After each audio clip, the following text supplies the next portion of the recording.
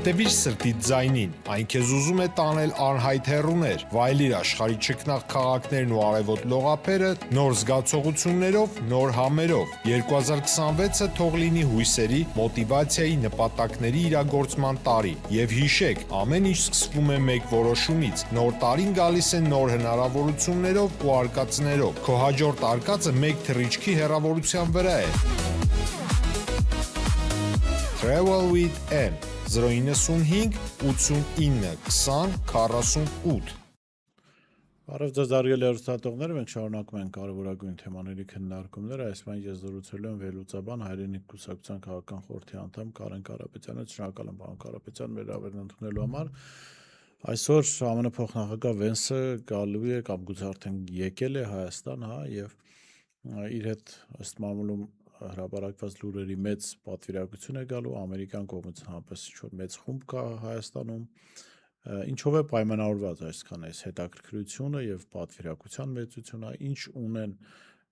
ինչ կա Հայաստան եւ Ամերիկայի միջեւ բացի թրիփից, որը պիտի այդ մեծ պատվիրակության կազմով քննարկվեր, խնդրեմ։ Բարև ձեզ, նախ շնորհակալ եմ հրավերքի համար։ Թեպետ հստակ ներկայացված չի ԱՄՆ փոխնախագահի այցի օրակարգը, սակայն կարող ենք հետևություններ անել ու սխալված չենք լինի, որ նախ այն պայմանավորված է թրիփով, կքննարկվեն այդ միջանցք ասենք, ճանապարհ ասենք, ուղի ասենք, այլևս էական չի թե ոնց կանվանակոչենք, գործարկման դետալները եւ փորձ կարվի արդեն բերել առարկայական ճանապարհի վրա, որովհետև մինչ այդ ամբողջը դեկլարատիվ էր, փաստաթղթային էր, հայտարարությունների տեսքով էր եւ այլն, սակայն կոնկրետ շոշափելի որևէ բան չկար։ Կարծում եմ կփորձեր առարկայացնել, բացի դրանից այցը կարծում եմ նաև պայմանավորված է, հիշենք, որ Հայաստանն ու Ամերիկայի Միացյալ Նահանգները կնքեցին նաև էներգետիկ համագործակցության մասին պայմանագրեր, այնտեղ խոսք էր գնում նաև ատոմակայանի մասին, մոդուլային ատոմակայանների մասին, որը Միացյալ Նահանգները ցանկանում է փորձարկել, այո, ես այդ բառը եկեք օգտագործենք, փորձարկել Հայաստանում, կարծում եմ նաև կքննարկվի մոդուլային ատոմակայանների հարցը, հատկապես որ ոչ վաղ անցյալում, դեռևս մի քանի օր առաջ տարածքային կառավարման նախարարը խոսեց արդեն մոդուլային ատոմակայանների մասին եւ այլևս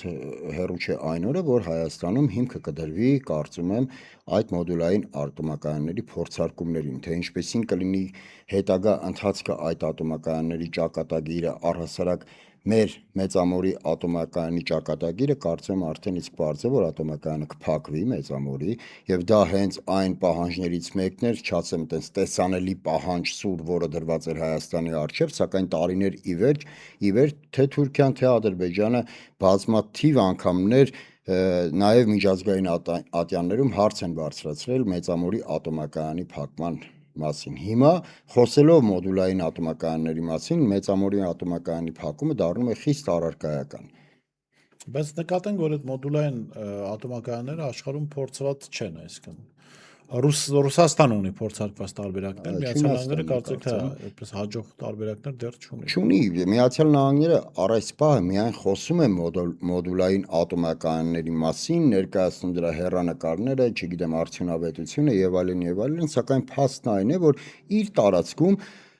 եթե չեմ սխալվում, չկա դեռևս մոդուլային ատոմակայան, այսինքն մոդուլային ատոմակայանի գլխավոր ջատագովներից մեկը իր տարածքում մոդուլային ատոմակայան դեռևս չունի։ Հայաստանի Հանրապետությունը կարող է փորձադաշտ է դա։ Փորձադաշտ, այո, դրա համար ասեմ։ Բայց միայն այդ ծրագրի համար հնարավոր է այսպես, աշխարհակահաղական ինչ ենթատեքստ ունի այս այցը Վենսի։ Դե այդ երկու թեկուզ եւ վերցնենք այդ երկու ծրագրերի շուրջ քննարկումը եւ այդ երկու ծրագրերը արդեն հիմքի վրա դնելը, առարկայական հողի վրա դնելը արդեն իսկ աշխարհակահաղական որոշակի գործընթաց է իրենից ենթադրում, որովհետեւ վերաբերում է Իրանին, ատոմականը Ռուսաստանին մղելու։ Այսինքն երկուսն էլ ունեն հստակ հասցեատերեր, երկուսն էլ ունեն հստակ թիրախներ։ Պատահական չէ, որ Իրանը բազմիցս եւ վերջերս նաեւ շատ կոշտ Իրանի դեսպանի Բերանով շատ կոշտ արձագանքեց թրիփի հետ կապված, այսինքն հստակ անհանգստությունը Իրանի մոտ ոչ միայն կա, այլ ավելի է խորանում, այնինչ Իրանը Հայաստանի բնական դաշնակիցներից մեկն է, իսկ ատոմակայանը դա ուղղված է թե Ռուսաստանին եւ թե ոչ միայն Ռուսաստանին, այլև Հայաստանը դիտարկելով որպես փորձադաշտ կարող է Միացյալ Նահանգները եւ այդ թվում նաեւ աշխարհը հետեւություններ անել, թե ինչպիսի օգուտներ կարող է տալ այդ մոդուլային ատոմակայանները կամ հակառակը ինչպիսի վնասներ կարող են տալ դրանք։ Աստված մի արասը վնասի դեպքում միանշանակ տուժողը լինելու ենք մենք, որովհետեւ եթե չեմ սխալվում, նույն Ռուսաստանում եւ նույն Չինաստանում հաշվի առնենք նրանց ահռելի տարածքները, այդ ատոմակայանները տեղադրված են բնակելի բնակչությունից բավականաչափ հեռավորության վրա, իսկ Հայաստանը չունի այդ տարածքը, որպեսզի իրեն նման շքեղություն թույլ տա ու մոդուլային ատոմակայան դնի այնպիսի մի վայրում, որը բնակչության համար որը հեռու է, որևէ վտանգ իրենից չի ներկայացնելու, էլ չասած, որ այդ մոդուլային ատոմակայանները կարող են որոշակի նաև տեղադրվել սահմանային այնպիսի դիրքերում, որոնք կդառնան հետագայում խաղաքարտ աշխարհաքաղաքական գործընթացների համար։ Շատ լավ, տեսեք, բոլոր ուժերը պատրաստվում են ընտրությունների, իշխանությունը գրեթե 1 տարուց ավելի ժամանակ է այդ գործընթացի մեջ, անդիմությունը հունվարից սկսած գոնե հայտարարությունների մակարդակում գուցե փակ քննարկումների մակարդակում, ինչ-որ աշխատանքներ տանում է։ Դուք ինչ եք տեսնում այս մասով, ընդդիմության հնարավորությունների մասով, իշխանությունը այսպես շատ ամբարտավան կերպով ասում է, այս անգամ որևէ խնդիր չունենք, 60% ենք հավաքելու, չգիտեմ, 70% երևի ուզում են Գուրբանգուլի Բերդի Մուխամեդովի այդ բաները անցնել, հաղթանակների տոկոսները անցնել։ Ինչ կա անդիմադիր դաշտում, սկսենք այստեղից։ Այն որ իշխանությունը ամբարտավանորեն է մոտենում եւ նրա խոսույթը եւ գործելակերպը հասկանալի է, որովհետեւ հիմնականում ապավինում են վարչական ռեսուրսներին, ֆինանսական ռեսուրսներին, այդ թվում նաեւ իրավապահ լծակներին, դատական լծակներին, ինչ վերաբերում է ընդդիմությանը, ապա ընդդիմությունը կարծում եմ պետք է արդեն իսկ թևակողել է այդ ակտիվ բանակցային փուլը, որովհետեւ բնականաբար շատերն են հասկանում, որ միայնակ գնալով ընտրություններին բավականաչափ հեշտացնելու են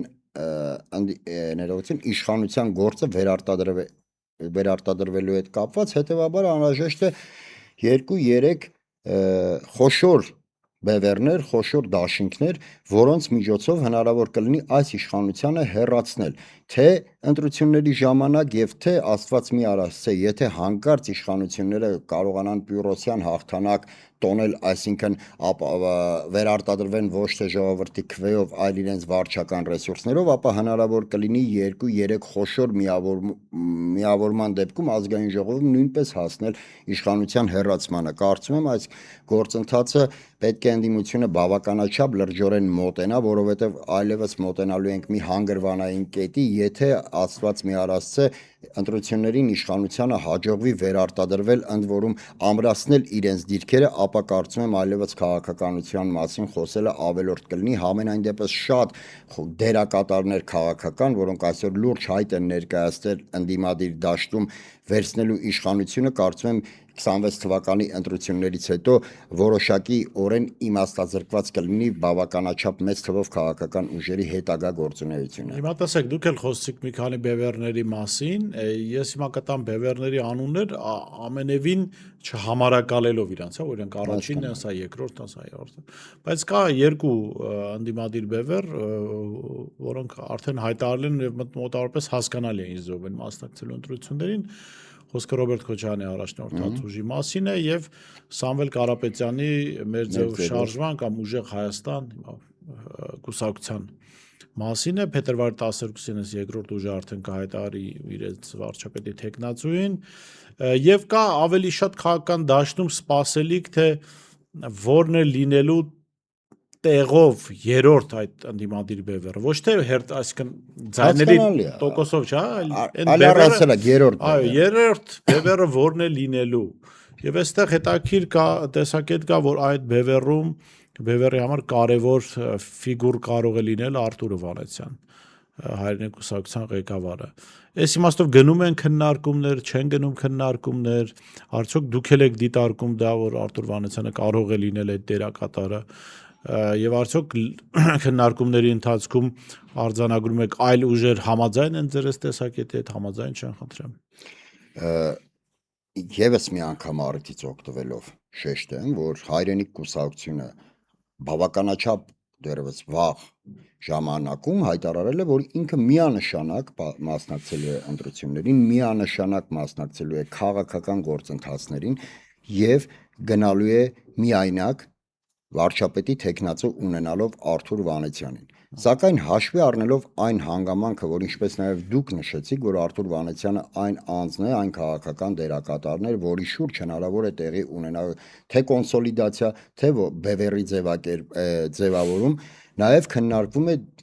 հնարավոր տարբերակը դաշինքով կամ գործընկերային ինչ-որ ձևաչափով ընտրություններին մասնակցելը, բնականաբար ավելի շուտ, լավ, այդ բառերի հետևից չընկնենք, ավելի շուտ դա ընտրական գործընթացի ժամանակ ունենում է դաշինքի տեսք։ Քննարկվում է այդ տարբերակը, հիմա ակտիվ բնականաբար գտնվում է կուսակցությունը, թե հայրենիքը, թե Արթուր Վանեցյանը եւ թե առհասարակ ամբողջ ընդդիմադիր դաշտը ակտիվ քննարկումների մեջ մի փոքր ժամանակավրեպ կլինի որևէ անուններ տալը կամ կանխատեսելը կամ ենթադրություններ անելը այն առումով, որովհետեւ քաղաքականապես նույնպես կարծում եմ այս պարագայում մի քիչ կշտապեմ, որովհետեւ հնարավոր է ցանկացած անվան հնչողությունից, ցանկացած դասավորման հերանեկարից փորձեն օգտվել նաև իշխանությունները, փորձեն իրենց նենք քայլերով, իրավական ճնշումներով, դատկեղծ մեղադրանքներով վիժեցնեն ցանկացած որևէ դաշինքի ձևավորում, որը կարող է իրենց համար կենսական վտանգ ներկայացնել։ Սակայն ելի անդրադառնամ, որ այո, Արթուր Վանեցյանի անձի շուրջ, քաղաքական կերպարի շուրջ տեղի ունենում որոշակի գործընթացներ, որը չի բացառվում, որ հանգեցնի նրան որպես երրորդ բևեռի ներկայացուցիչ կամ դաշինքի տեսքով այդ բևեռը ներկայացնելուց։ Ես մեր տեսակետը ինչումն էր կամ ես ինչու ասացի, որ Արթուր Վանեցյանը ունի նման հնարավորություն, մենք հասկանում ենք, որ քաղաքական առաջնորդության համար շատ կարևոր է ճանաչողությունը, որ այսինքն հասարակությունը ճանաչի կամ իմանա ինչ սպասել այդ գործից եւ շատ կարեւոր է, քանի որ մենք խոսում ենք ընդդիմադիր միավորների մասին, որ այդ միավորման չգիտեմ վարչապետի տեխնացու ասեմ կամ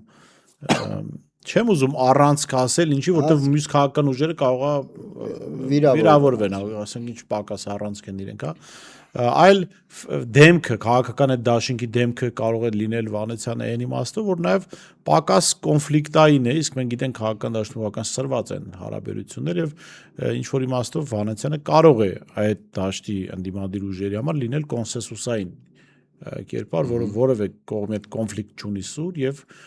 կարող է այսպես համաձայնության կետ լինել։ Իհարկե ճիշտ եք մատնանշում, Արթուր Վանեցյանը նախ կոնֆլիկտային անձ չէ, երկրորդը Արթուր Վանեցյանը ապացուցել է իր քաղաքական կենսագրությամբ, ինչ վերաբերում է ինքս ինձ ընդհատեմ, ինչ վերաբերում է ճանաչելիությանը, ապա այդ խնդիրը բացարձակ Արթուր Վանեցյանը չունի, ես չեմ կարծում Հայաստանի Հանրապետությունում կգտնվի գեթ մեկ մարդ, որը չի ճանաչի Արթուր Վանեցյանին։ Արթուր Վանեցյանը իր քաղաքական կենսագրությամբ ապացուցել է նախ, որ ունի ապագան կանխատեսելու, վերլուծելու եւ ճիշտ ենթադրություններ, հետևություններ անելու ունակություն, թեկուզ վերցնենք այն հանգամանքը, երբ նա, այո, հայտնի նամակ է, երբ նա ԱԱԾ հայտարարությունը, երբ նա ԱԱԾ պետի պաշտոնից հրաժարական տվեց, հստակ մատնանշելով Նիկոլ Փաշինյանի քաղաքականության հետևանքները, ցավալիորեն Աստված տար նա սխալվեր, բայց ցավալիորեն նա ճիշտ դուրս եկավ եւ մենք բոլորս ենք ականատես լինում, թե Նիկոլ Փաշինյանի քաղաքականությունը ինչ ահռելի հետևանքների մեզ հասցրեց։ Բացի դրանից Արթուր Վանեցյանի նոր քաղաքական գործի նոր կերպարի այդ ողջ պոտենցիալը, որը նա ունի, ես երբեմն այսպես ասած որոշակի համեմատություններ եմ բերում, որ Արթուր Վանեցյանի մուտքը քաղաքականություն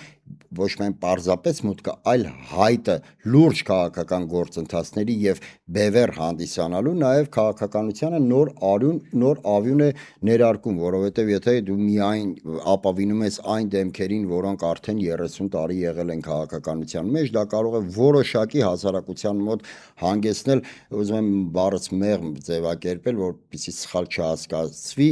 այսպես ասած հոգնածության նշանների, որովհետև ի վերջո մարդիկ կարող են եւ հոգնել երկարատև տարիների ընթացքում նույն դեմքերին տեսնելով, թեպետ դա քաղաքական կատեգորիա չի միանշանակ, սակայն հանգամանք է, որը պետք է հաշվի առնել։ Եվ այդ առումով նույնպես Արտուր Վանեցյանը գտնվում է շատ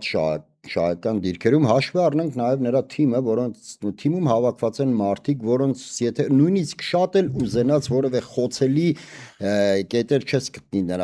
նրանց կենսագրությունում, իհարկե շատ դեպքերում այս իշխանությունները խոցելիությունները կառուցում են մտածածին մեղադրանքների վրա, սակայն այնուամենայնիվ մարդիկ են հավաքված, որոնք նախկինում որևէ բարձր պաշտոն չեն զբաղեցրել, որևէ պատմության մեջ չեն թաթախվել, նրանց անունը հնարավոր չի հոլովել այս կամ այն կոռուպցիոն, նույնիսկ ելի եմ շեշտում, մտածածին կոռուպցիոն գործարքների մեջ, ու այդ առումով կարծում եմ հնարավոր է բևեռը ձևավորվի Արտուր Վանեցյանի շուրջ, թեպետ մի հանգամանք ևս շեշտեմ, երբ որ ես ասում եմ շեշտում եմ մի քանի անգամ բևեռը ձևավորվի, հանգարց թող տպավորություն չստեղծվի, որ որևէ հետքայլ այդ մոտեցումից չի արվելու, եթե Արտուր Վանեցյանը հայրենիք կուսակցությունը քննարկումների դեպքում, երբ որ արդեն պետք է ձևավորվի դաշինքը այս կամ այն ուժի կամ ուժերի հետ քննարկումների արդյունքում, եթե ի հայտ գան հանգամանքներ կոմպրոմիսային եւ այլն, ապա կարծում եմ Արտուր Վանեցյանը այն քաղաքական գործիչն է նաև, որը ունակ է հրաժարվելու իր ամբիցիաներից հանուն պետության, հանուն հասարակության շահի։ Այդ առումով նույնպես կարծում եմ բավականին շահեկան դիրքերում է գտնվում բևեռի ձևավորման գործընթացը։ Ընդհանուր ընդդիմադիր դաշտի համար ինչ հնարավորություն եք տեսնում, որովհետև տեսեք քարոզչական իմաստով լավ մենք հասկանում ենք ենթաշերտը թե Վենսիայից հետ կապված, թե Ֆիդանի հայտարարության մասով, թե Ալիևի սիրախաղը Նիկոլ Փաշինյանի հետ, հա, միասին այսպես բարեկամության այդ Զայեդ բանը պարգևը ստանալը, եղբայրության, մենք հասկանում ենք, որ այդ ամեն ինչը արվում է, որպեսզի կոպիտ ասած հայ ժողովրդին հատված, որը հավատում է Փաշինյանին կամ կարող է մոլորվել այդ մարդկանց գլուխները շոյելով, տանեն ընտրության, որ ընտրեն Նիկոլ Փաշինյանին, որպեսզի հետո հնարավոր լինի շարունակել այդ ծրագիրը։ Ինչ հնարավորություն կա քարոզչական ուժեղ ուղերձների պարագայում բացել մարդկանց աչքերը, ցույց տալ, որ սիրելի ժողովուրդ, Հական Ֆիդանն ու Ալիևը Նիկոլին սիրում են իրենց ծրագրերի համար, ոչ թե որ ինքը Հայաստանի լավ վարչապետ է, հայ ժողովրդի երազանքների իրագործողն է։ Հակառակը նա թուրք-ադրբեջանական երազանքների իրագործողն է ու կարծում եմ Նիկոլ Փաշինյանը այն բացառիկ ղեկավարն է Հայաստանի Հանրապետության, որի նմանը երբևէ թե Էրդողանը, թե Ալիևը չէին կարող երազել ու անգամ պատկերացնել։ Ես երբեմն կասկածում եմ, որ նույնիսկ 44-օրյա պատերազմի ժամանակ Ալիևը չէր պատկերացնում այն ահռելի արդյունքները, որը ունեցավ ինքը պատերազմի հետևանքներով։ Խոստովանել պատերազմից անմիջապես հետո ասած Քարվաճարը մենք շատ մեծ դժվարություն կունենայինք, եթե պատերազմը փորձենք։ Այնինչ Նիկոլ Փաշինյանը հանձնեց Քարվաճարը առանց որևէ կրակոցի եւ ոչ միայն Քարվաճարը, Աղդամը, մյուսը, այդ թվում նաեւ Հայաստանի տարածքները առանց մի կրակոցի հանձնեց։ Հիմա հանրությունը պետք է հստակ պատկերացում ունենա, որ Նիկոլ Փաշինյանի քաղաքականության թիրախը ոչ թե Հայաստանի Հանրապետության պետական շահն է, որովհետև չի ուրվագծվում այդ պետական շահը։ Նիկոլ Փաշինյանի հիմնական շեշտադրումը խաղաղությունն է եւ նա մնացյալ բոլոր ուժերին անխտիր ներկայացնում է որպես խաղաղության հակառակորդներ, այսինքն նա փորձում է ձևավորել այն մանիպուլյացիոն ֆոնը, որ եթե ես չլինեմ իշխանության, ԿՊ-ն չլինի իշխանության, ապա միանշանակ դրան հաջորդելու է պատերազմ։ Սակայն հանրությանը պետք է հստակ ցույց տալ, որ այս խաղաղություն կոչեցյալը չունի որևէ հիմքեր, չունի որևէ անվտանգային մեխանիզմներ։ Այս խաղաղության դարաշրջան կոչեցյալը դեռևս ընդամենը գտնվում է հռետորաբանության շրջանակներում, այսինքն չկա շոշափելի որևէ հիմք, որ ահա Նիկոլ Փաշինյանը բերել է խաղաղություն կամ հաստատել է, լավ այսպես ասած, բերել է մի քիչ հարաբերական է, հաստատել է խաղաղություն։ Այս խաղաղությունը ընդամենը նախընտրական խաղաղություն է, այս խաղաղության թիրախը ընտրություններն են, թե Նիկոլ Փաշինյանի համար, թե Ալիևի համար, ընդ որում Ալիևի համար կրկին Հայաստանի ընտրություններ է։ Հիմա նայեք, այդ Զայեդի եղբայրության այդ մրցանակը, որը նրանք ստացան, անմիջապես դրան հաջորդեց Արցախի ռազմաքաղաքական ղեկավարության գրեթե բոլորի ցմահ բանտարկությունը, որովհետև այն, որ Արկադի Ղուկասյանը կամ Բակոս Սահակյանը դատապարտվել են 20 տարվա ազատազրկման, դա դեռ չի նշանակում, որ դա հավասարազոր չէ ցմահ։ Պարզապես Ադրբեջանի քրեական օրենսգիրքը 65 տարեկան լրացած մարդուն արգելում է դատապարտել ցմահ ազատազրկման։ Եվ մեր մյուս ռազմագերիներին դատապարտեցին 19, 18, 16, 15 եւ այլն տարբեր տարիների։ Հիմա թվում է, թե կարող է այստեղ հակասություն առաջանալ, որովհետև մի օր առաջ ստանում են եղբայրության այդ մրցանակ կոչեցյալը Զայեդի, հաջորդ օրը Ադրբեջանի Դա չի հակասություն, շատ տրամաբանական ասում։ Մեր եղբայրության այս մարդիկ խանգարում են, ահա։ Հիմա նայեք, կարող մի այլ վտանգավոր գործընթաց տեղի ունենա, բայց նախ ես շեշտեմ, որ ցանկացած պարագայում, ցանկացած, նույնիսկ մի անձի վերադարձը Հայաստան միանգամայն ողջունելի է ու միանգամայն ուրախանալի։ Սակայն ցավալիորեն պետք է շեշտենք, որ Արցախի ռազմաքաղաքական ղեկավարությունն ու մնաց մեր մյուս ռազմագերիները, որոնք այսօր պատանդ են Ալիևի ձեռքին, պատանդ են զուտ քաղաքական նպատակներով։ Ընդ որում պատանդ են ոչ միայն Ալիևի, այլ նաև Նիկոլ Փաշինյանի ձեռքին։ Նրանք երկուսն էլ մեր պատանդներին, որոնք գտնվում են Բաքվի բանտերում, օգտագործում են նույն նպատակով այս պահին ընտրություններն են։ Այն, որ հանձնեն մի քանի ռազմագերիների եւ նրանց դիմաց Նիկոլ Փաշինյանից որևէ տարածքային զիջումներ կկործեն, դա իրատեսական չէ։ Նախ, որովհետեւ Նիկոլ Փաշինյանին ամենևին չի հետաքրքրում այդ մարդկանց ճակատագիրը, երկրորդ թե Նիկոլ Փաշինյանը ապացուցել է, որ նա Ալիևին պատրաստ է զիջել այն ամենը, ինչ նա ցանկանում է։ Այստեղ առաջանում է նա ընտրությունների հանրության վրա ազդելու։ Այո, հանրության վրա ազդելու որպես գործիքակազմ նրանց օգտագործելու պարագան, որովհետև նախընտրական թեժ ժամանակաշրջանում նրանք կարող են վերադարձնել մեր մի քանի ռազմագերիների, ինչը էլի եմ շեշտում, միանգամայն ուրախանալի լուր պետք է լինի ցանկացած մեր հայորդու, մեր հայրենակցի վերադարձով, սակայն Նիկոլ Փաշինյանը այն կներկայացնի հանրությանը որպես խաղաղության դարաշրջանի, խաղաղության գործընթացի բաղկացուցիչներից մեկը, թե այլևս մարդասպան չունի ադրբեջանցի Հայաստանում, որպեսզի հանձնի Ադրբեջանին, թե Ալիևը եւ թե Նիկոլ Փաշինյանը կօգտագործեն ընտրությունների հետ կապված, դա կլինի Ալիևի նվերը նախընտրական ժամանակաշրջանում Նիկոլ Փաշինյանին։ Հիմա հանրությունը պետք է շատ հստակ նաև պատկերացում ունենա, որ նման գործելավոճով, նման գործիքակազմով, նման ընթացքով խաղաղություն չեն հաստատում, նման ընթացքով հարաբերական պարզապես զինադադար են հաստատում փոխշահավետ հիմքերի վրա, իսկ հեղեղուկ խաղաղությունը, որևէ անվտանգային մեխանիզմներից զուրկ խաղաղությունը անպայմանորեն մի օր հանգեցնելու է շատ կարևորագույն շատ ավելի խոշոր պատերազմի, սակայն եթե թույլ տաք մի ավելացում անեմ ընդդիմության քայլերի հետ կապված, բոլորս ենք տեղյակ, որ կա մոտեցում, որ ընտրությունների միջոցով Նիկոլ Փաշինյանին փոխել հնարավոր չէ եւ շեշտադրում է արվում, որ Հայաստանում նման նախադեպ չի եղել։ Ես չեմ կասկածում, որ այդ հռետորաբանությունը ունի ամբողջովին ազնիվ մղումներ, այն է Նիկոլ Փաշինյանից օր առաջ ազատվելը։ Իհարկե, միանգամայն ողջունելի կլներ, եթե հաջողվեր Նիկոլ Փաշինյանից ազատվել մինչև ընտրությունները, սակայն քաղաքականությունը այն չէ, թե դու ինչ ես ցանկանում, քաղաքականությունը այն է, թե ինչ կա, այո, իսկ այս պահին փաստն այն է, որ մենք ամբողջ քաղաքական դաշտը գնում է խորհրդարանական ընտրություններին, հետևաբար ես կարծում եմ ժամանակն է հրաժարվել այդ հռետորաբանությունից, որովհետև քաղաքականապես դա ճիշտ չէ, իսկ հղումը, որ Հայաստանում նման նախադեպ տեղի չի ունեցել, դա նույնպես քաղաքականապես սխալ է, ասեմ ինչու, որովհետև նախ, եթե հանրությունը պատրաստվում է խորհրդարանական ընտրություններին ու դու ասում ես, որ ընտրությունների միջոցով հնարավոր չէ Նիկոլ Փաշինյանին փոխել, ապա դու պետք է հստակ քայլեր անես, այնպիսի հստակ քայլեր, որոնք կհանգեցնեն Նիկոլ Փաշինյանի հեռացմանը մինչև ընտրություններ, սակայն եթե քայլերը չեն արվում եւ օր-օրի մոտենում են խորհրդարանական ընտրությունները, նման մեսիջը հանրությանը կարող է հիասթափություն առաջացնել, որովհետեւ մարդը կարա մտածի դե լավ, եթե ոչ մի բան չի փոխվում ընտրությունները, ելս ինչի գնամ ընտրությունների եւ դրանից միանշանակ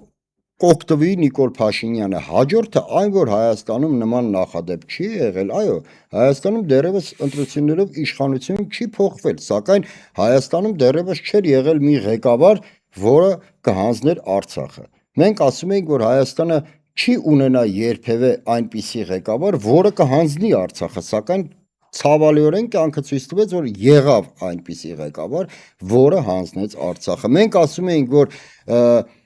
փողոցով իշխանություն ներողություն, նախադեպը դեռևս չէր եղել, որ փողոցով իշխանություն փոխվի, սակայն դրա նախադեպն էլ տեղի ունեցավ։ Նիկոլ Փաշինյանը անկախ հանգամանքներից, անկախ արտաքին խաղացողների միջամտությունից, սակայն կյանքը ցույց տվեց, որ Նիկոլ Փաշինյանը քայլելով եկավ Գյումրիից Երևան եւ իշխանությունը փոխվեց։ Այսինքն այդ խոսույթը կարծում եմ ընդդիմությունը այլևս պետք է չօգտագործի, եթե չի արվում այնպիսի, եթե չի արվում կամ այնպիսի ռադիկալ քայլեր, այնպիսի հստակ մշակված քաղաքական մեթոդաբանություն չի կիրառում, որը հանգեցնում է Նիկոլ Փաշինյանի հրաժարմանը մինչև ընտրություններ։ Շատ լավ, շնորհակալ եմ պարոն Կարապետյան, հետաքրքիր զրույցի համար։ Դեռ սպասենք Վենսի այցի ինչ արձագանքներ, հայտարարություններ կլինեն, կարծում եմ դա քննարկելու բան կունենանք։ Ես շեշտեմ զրուցում էի Հայերենի կուսակցության քաղաքական խորհրդի անդամ Վերլուծաբան Կարեն Կարապետյանի հետ, տեսություն կհանդիպենք։